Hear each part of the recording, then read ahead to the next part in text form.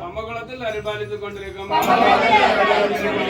ஸ்ரீ தர்மசாஸ்தாவே இந்த இல்லத்தாருக்கும் முற்றார் உறவினர்களுக்கும் இல்லாத ஆரோக்கியமான வாழ்வு வாழவும் வாழ்வில் சௌபாகியங்களும் கிடைக்க பம்பகுளங்காவில் ஸ்ரீ தர்மசாஸ்தாவே